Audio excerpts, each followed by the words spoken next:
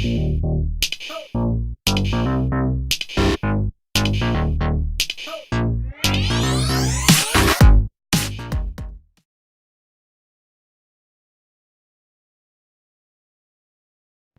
and love, fam.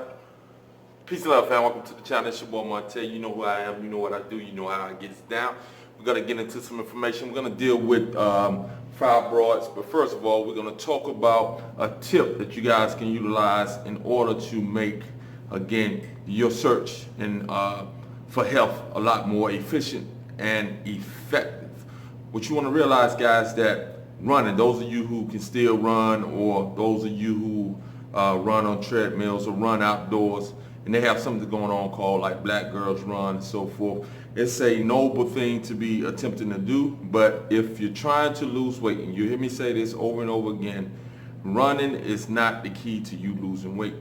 The key to you losing weight is going to be nutrition, and the most effective way to lose weight is to work out on a fasted stomach. All right, so that's a quick key. Now let's get into what it is we're going to talk about. We're going to talk about fibroids. We're going to talk about inflammation, why inflammation is pretty much the key to all disease. And we're going to talk about hormonal balance, why hormones and hormonal balance is essential to avoid these things that are happening to us disease-wise. All right, still with inflammation, guys. Inflammation. Anytime the body is inflamed, the body cannot burn fat efficiently, and the body tends to develop a weakening of the system, therefore making it susceptible to disease.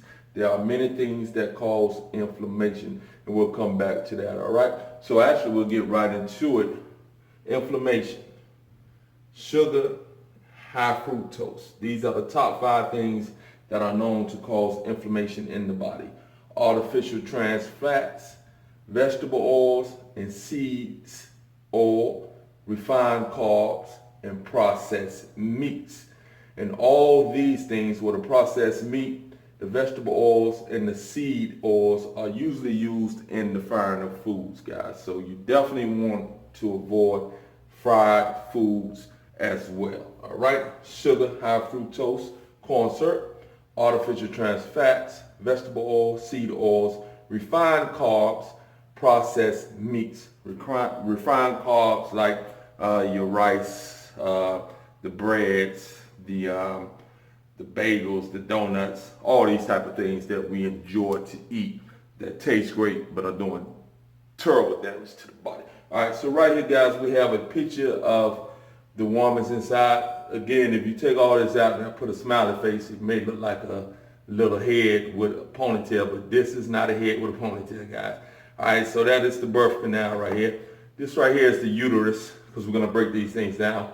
These are the fallopian tubes. This right here is the ovary, and this is where fibroids usually go inside the uterus, although there are some outside the uterus, or there can be some outside the uterus as well. Also, guys, 20, 30, and 40 years old, that's when these things seem to be at the highest inside women, all right? So what causes these things are estrogen dominance. What can produce estrogen dominance? Again, we go back to the birth control pill and even hormone replacement therapy. And that's not the only thing. The excessive amount of plastics that are not BPA free, that give off the synthetic estrogens, also cause an issue. As you can see, guys, in a lot of the videos, you see we coming right back to some of the main causes of certain and different types of disease come back to the same sources, like estrogen, all right? It said also that 3 to 4 times more African American women or black women, I like to prefer to those of us who are descendants of slaves as black, but if you go by African American, that's okay as well too. But it's 3 times to 4 times more likely to be the case within black or African American women.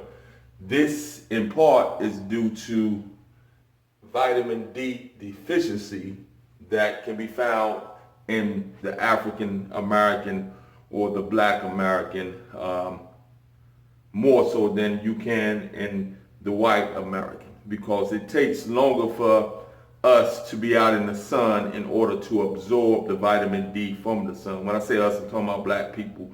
So you actually want to be out in that sun as much as you can in order to get that vitamin D. It is less, it takes the white person or the European American a little less time, or a lot less time, to be able to get the effects of vitamin D from being in the sun, because their body doesn't really protect them from the sun. Our melanin protects us black people from the sun. Therefore, it takes a long time before that vitamin D is able to get into the system and do what it needs to do in black people. So black people need to be in the sun a little bit longer. You got to remember that, okay? All right, so now let's talk about also vitamin D. Now, if you got normal levels of vitamin D, then you'll be able to pretty much inhibit some of these fibroids.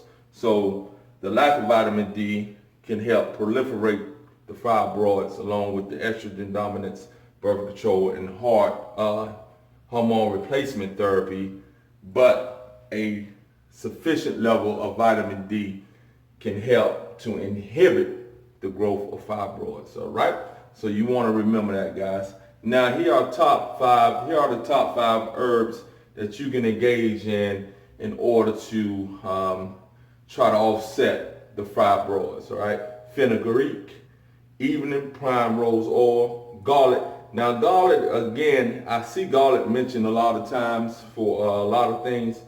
I'm still on the fence with garlic, because I've had research that says that garlic also is a toxin to the body, but most people say that garlic is a benefactor to the body.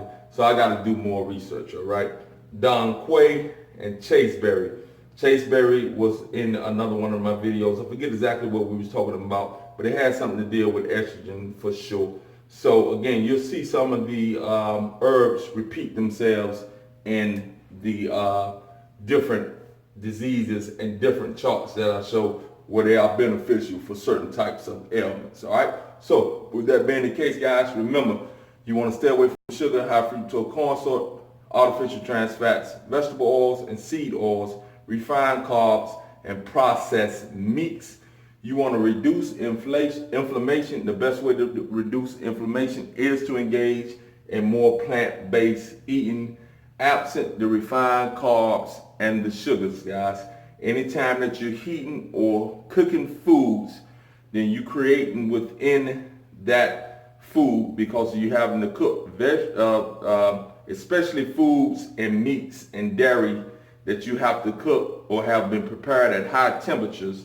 These things lead to what they call advanced glycation end products.